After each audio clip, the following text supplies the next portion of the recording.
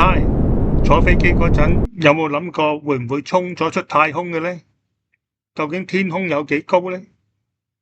今次想同大家吹下天空同太空嗰條界喺邊度嚟，俾啲高度嘅概念啊。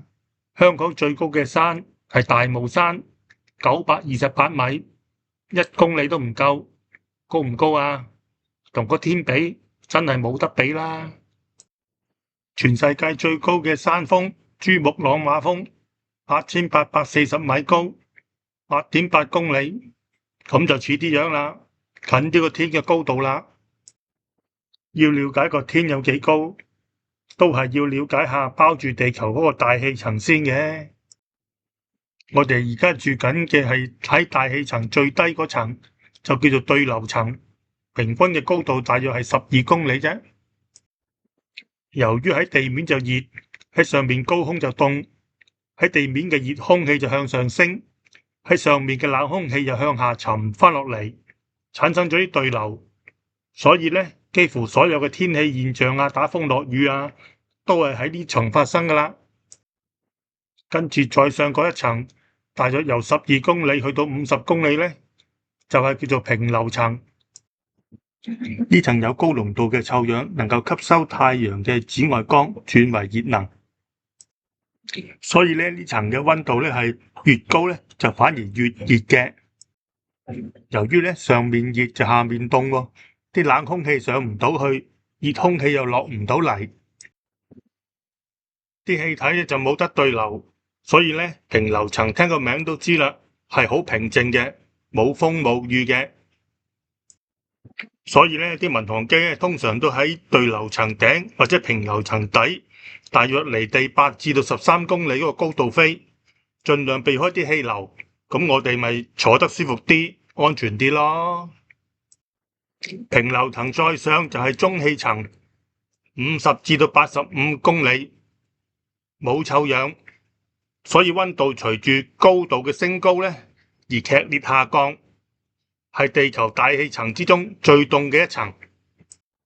咁中氣層再上咧係叫增溫層，85至到600公里，空氣咧就非常之稀薄，但係咧啲氣體直接吸收咗嚟自太陽嘅高能輻射，例如 X 光之類咁。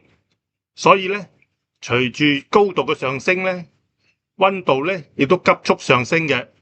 啲氣體可以達到咧成1000度咁熱嘅，但係因為近乎真空咧，啲氣體嘅熱咧就好難傳導嘅，所以人體或者太空船咧都係覺得極之凍嘅。咁到600公里之外咧就係叫散逸層啦，呢一層咧就係大氣層嘅最外層啦，啲氣體咧就隨時可以飄到出太空噶啦。好啦，講咗一輪大氣層。咁邊度係天空，邊度係太空呢？咁就要介紹下匈牙利裔美國物理學家卡門啦。因為咧係佢計出大約喺83.6公里嘅高度附近呢，就係技術上天空同埋太空嘅分界線啦。因為係佢計出嚟嘅，所以呢條線之後咧就用咗佢個名，就叫做卡門線啦。今日卡門又點計出呢條卡門線嘅呢？要計卡門線呢，首先我哋要了解我哋其實有2種方法去反地心吸力，而令到我哋自己飛起唔跌落嚟嘅。第一種係叫天空飛行，或者叫航天，係利用空氣嘅浮力同埋自己嘅速度抗衡地心吸力，就好似啲雀仔同飛機咁。第二種係太空飛行，或者叫航太，呢種方法咧就唔使靠空氣嘅浮力，全靠超高速產生足夠嘅離心力抗衡地心吸力嘅，就好似啲衛星可以繞住地球轉唔跌落嚟咁樣。講翻航空先啦，飛機之所以能夠喺空中嗰度飛，係因為佢嘅速度比佢周圍啲空氣，即係啲風嘅速度高，先至能夠產生足夠嘅升力托住架飛機，克服到地心吸力嘅。但係咧，當個飛機飛得越高，空氣就越稀薄，咁就需要更加高嘅速度嚟產生足夠嘅升力浮起架飛機啦。條公式係咁樣嘅，睇得出如果空氣密度越低，速度就要越高，先至有同樣嘅升力。咁至於航太呢，就同航空嘅飛行原理係唔同嘅。